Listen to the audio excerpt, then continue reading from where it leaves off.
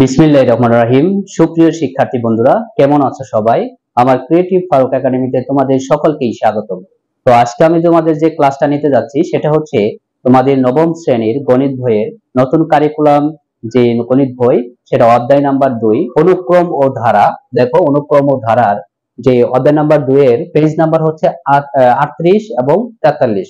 দেখো, 38 এবং 43 নম্বরে একটা কাজ দেওয়া আছে যে 7x + 2, 5x + 12, 2x - 1 একটি সমান্তরাল অনুক্রম হলে x এর মান নির্ণয় করো। এবং 43 নাম্বার পেজে একক কাজ রয়েছে, সেটা হচ্ছে যে x + 6, x + 12, x + 15 একটি গুণোত্তর অনুক্রম হলে x এর মান নির্ণয় করো। নির্দেশনা তোমাকে দিয়েছে যে a b c গুণোত্তর অনুক্রম হলে b/a = c/b বা b² = ac হবে। মানে এই নির্দেশনা অনুযায়ী আমাকে 2 নাম্বারটা সমাধান করতে বলছে। তো এর আগে কিন্তু আমি এই অধ্যায়ের উপরে অনুক্রম ধারার উপরে কিন্তু বেসিক ক্লাস দিছি, যে ক্লাসটা না করলে কিন্তু এই অধ্যায়ে কিছুই পারবা না, যে সমান্তর ধারা কোনগুলা, গুণোত্তর ধারা কোনগুলা, সেগুলো তুমি বুঝতে পারবা না। সেই ক্লাসগুলোতে আমি প্রথম ক্লাসে আমি এই অধ্যায়ের উপরে যে সূত্রগুলা লাগবে জানতেই হবে, সেই সূত্রগুলা কিন্তু আমি আলোচনা করেছি। তোমরা অবশ্যই আমার এই আগের ক্লাসগুলো অবশ্যই দেখবা। দেখো, এখন আমরা যদি এটার প্রথম নাম্বারটা সমাধান করতে যাই যে 7x + 2, 5x + 12, 2x - 1 একটি সমান্তরাল অনুক্রম হলে x এর মান নির্ণয় করো, এটা যদি আমরা সমাধান করতে যাই, দেখো আমরা প্রথমেই এইভাবে সমাধান করব। দেখো যে আমরা লিখব অনুক্রমটি, এখানে অনুক্রমটি সমান্তর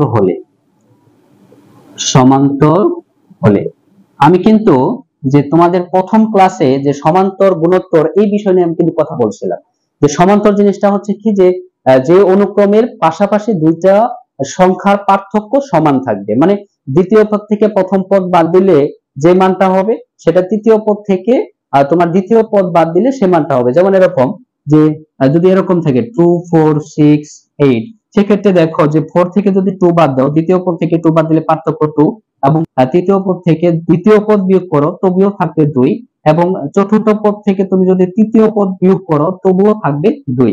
সেক্ষেত্রে কিন্তু পার্থক্যটা কি হচ্ছে, সেম হচ্ছে। তার মানে এখানে আমি বলতে পারি যে অনুক্রমের পাশাপাশি দুটি সংখ্যার পার্থক্য সমান, তাকে আমরা সমান্তর অনুক্রম বলতে পারি। তো এখানে যেহেতু আমাদের এখানে কয়টা পদ দেওয়া আছে, দেখো 7x + 2 প্রথম পদ, এটা দ্বিতীয় পদ, এটা হচ্ছে তৃতীয় পদ, তিনটা পদ দেওয়া আছে। তার মানে আমরা লিখতে পারি যে দ্বিতীয় পদ বিয়োগ হচ্ছে প্রথম পদ সমান লিখতে পারি তৃতীয় পদ বিয়োগ হচ্ছে দ্বিতীয় পদ। তাহলে এখানে আমি লিখতে পারি এভাবে, দেখো দ্বিতীয় পদ বিয়োগ হচ্ছে প্রথম পদ ইকুয়াল লিখতে পারি যে তৃতীয় পদ বিয়োগ হচ্ছে দ্বিতীয় পদ, তৃতীয় পদ বিয়োগ হবে দ্বিতীয় পদ। কি কারণে?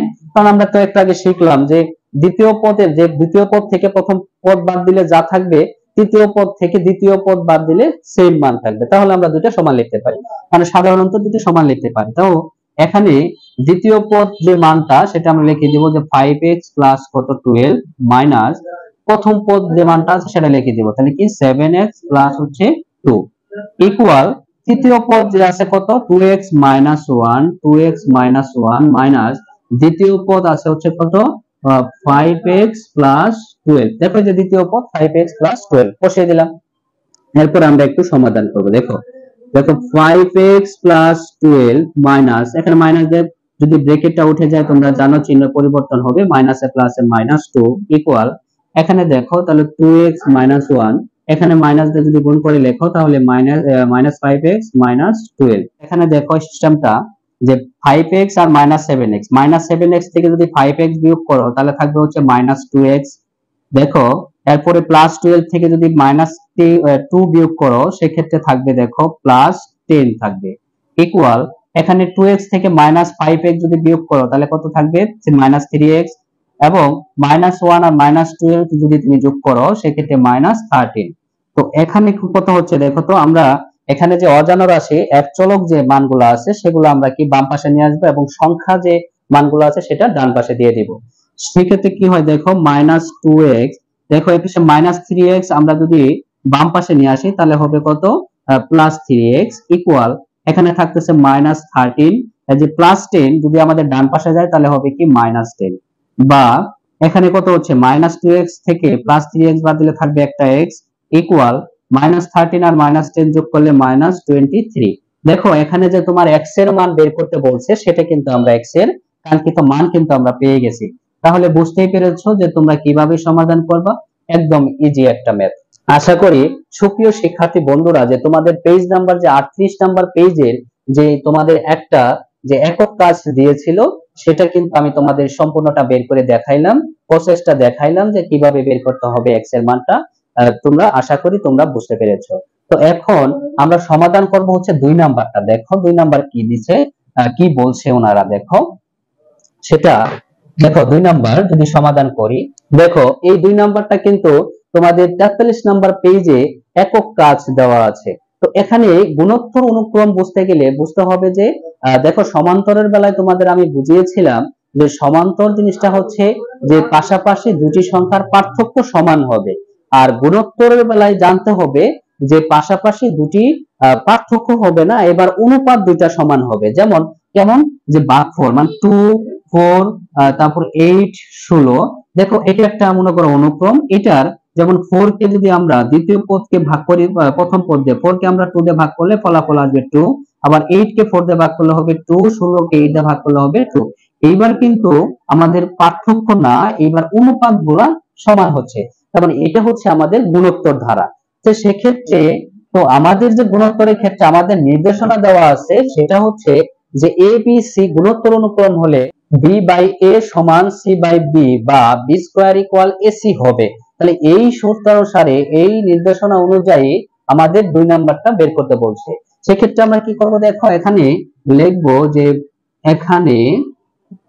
এখানে যে a সমান x প্লাস 6, b সমান x প্লাস 12 এবং c সমান হচ্ছে যে x প্লাস 15। কেন, ওনারা গুণোত্তর অনুক্রমের কথা বলছে, নির্দেশনা ABC মানে তিনটাকে a এবং b এবং c হিসাবে ধরতে বলছে, অনুমান করতে বলছে। তাহলে আমরা নির্দেশনা অনুযায়ী শর্ত মতে আমরা বলতে পারি যে b স্কয়ার ইকুয়াল টু হচ্ছে ac। তাহলে এই b এর মানটা বসিয়ে দাও। তাহলে b এর মান কত আছে বলতো, x প্লাস 12 তারপর হচ্ছে স্কয়ার ইকুয়াল এর মানটা বসিয়ে দাও, এর মান হচ্ছে x প্লাস 6 গুণন c এর মান বসিয়ে দাও, কি আছে x প্লাস 15 আছে। তো এখানে দেখো a প্লাস b হোল স্কয়ারে কিন্তু সূত্র বসে, তার মানে কি সূত্র জানি কি x প্লাস 12 হোল স্কয়ার, তার মানে যেখানে বলছে a plus b whole square সূত্র বসছে, আমরা সূত্র জানি a square plus 2ab plus হচ্ছে b স্কয়ার। তো এই সূত্র অনুযায়ী আমি এখানে সলভ করব। দেখো তার মানে a স্কয়ার, তার মানে a হচ্ছে আমার x, তার মানে x স্কয়ার প্লাস সূত্রের 2, a হচ্ছে আমার x, b হচ্ছে আমার 12 প্লাস b স্কয়ার, b হচ্ছে আমার 12 তারপরে হোল স্কয়ার ইকুয়াল এখানে দেখো x প্লাস 6 গুণন হচ্ছে x প্লাস 15, তার মানে এই মানের সাথে এই মানটা কি বোঝাচ্ছে, গুণ বোঝাচ্ছে। তাহলে আমরা প্রথমে x দিয়ে পুরাটা গুণ করব। তাহলে x দিয়ে যদি x এর গুণ করি তাহলে x গুণ করলে হবে x স্কয়ার, x দিয়ে 15 এর যদি আমরা গুণ করি তাহলে 15 আর x গুণ করলে 15x প্লাস এরপরে প্লাস 6 দিয়ে দুইটারে গুণ করব, তাহলে 6 আর x গুণ করলে হবে কত 6x প্লাস তারপরে 6 এবং 15 যদি গুণ করো 6 15 হবে কত 90। তো এখানে কত হচ্ছে দেখো x স্কয়ার প্লাস এখানে দেখো 12 আর 2 গুণ করলে হবে 24x প্লাস 12 কে দুইবার গুণ করলে হবে 144 ইকুয়াল এখানে থাকতেছে দেখো x স্কয়ার প্লাস 15 আর 6 যদি তুমি যোগ করো তাহলে হবে কত 21x প্লাস এখানে থাকবে 90। তো এখানে যে আমরা যেভাবে সমাধান করব সেটা হচ্ছে যে অজানা রাশিগুলো সব আমি বাম পাশে নিয়ে চলে আসব এবং সংখ্যা মানগুলো আমরা ডান পাশে দিয়ে দিব। তাহলে এখানে হচ্ছে যে x স্কয়ার, এই দেখো এখানে আমরা প্রথমে বাম পাশের x এর মানগুলো লিখে নিই, দেখো x স্কয়ার প্লাস 24x, তাহলে ডান পাশ থেকে আমরা x স্কয়ার যদি বাম পাশে নিয়ে আসি মাইনাস x স্কয়ার, তাহলে প্লাস 21x কে যদি বাম পাশে নিয়ে আসি মাইনাস 21x ইকুয়াল তাহলে এখানে থাকতেছে 90, এখানে দেখো প্লাস 144 কে যদি আমরা ডান পাশে দেই মাইনাস 144, বা এখানে দেখো এই যে x স্কয়ার আগে প্লাস আছে x স্কয়ার আগে মাইনাস আছে, তার মানে এইটা এবং একে চলে যাবে, কাটা দিয়ে চলে যাবে। তাহলে 24x থেকে যদি আমরা 21x বাদ দেই তাহলে থাকবে হচ্ছে 3x ইকুয়াল দেখো 90 থেকে মাইনাস 144 বিয়োগ করলে থাকবে হচ্ছে মাইনাস 54 বা দেখো এখানে 3x মানে x 3টা গুণ অবস্থায় আছে, আমরা যদি ডান পাশে দিয়ে দেই সেক্ষেত্রে কি হবে, ভাগ হবে। তাহলে আমরা যদি ভাগ করে দেই, দেখো এখানে 3টা ভাগ করলাম, তাহলে x এর যে মানটা পাইলাম আমরা, দেখো -54 কে 3 দিয়ে ভাগ করলে আসা হচ্ছে -18। তাহলে এই যে আমাদের x এর যে মান পাইলাম, এটি হচ্ছে আমাদের সমাধান করতে বলছিল, যে x এর মানটা বের করতে বলছিল। তো আশা করি সুপ্রিয় শিক্ষার্থী বন্ধুরা, যে তোমরা কিভাবে যে 43 নম্বরের পেজের যে একক কাজ যে দেওয়া আছে x এর মান বের করতে বলছে, তুমি কিভাবে সমাধান করবা, আমি তোমাদের যে প্রসেসটা দেখালাম, যে সমাধান করে দিলাম, আশা করি তোমরা সুপ্রিয় শিক্ষার্থী বন্ধুরা তোমরা বুঝতে পেরেছো। এরপরে যদি বুঝতে কোথাও সমস্যা হয় তাহলে অবশ্যই আমাকে জানাবা, আমি তোমাদের পুনরায় বুঝিয়ে দেওয়ার জন্য চেষ্টা করব। তো সকলেই ভালো থেকো, সুস্থ থেকো, আল্লাহ হাফেজ।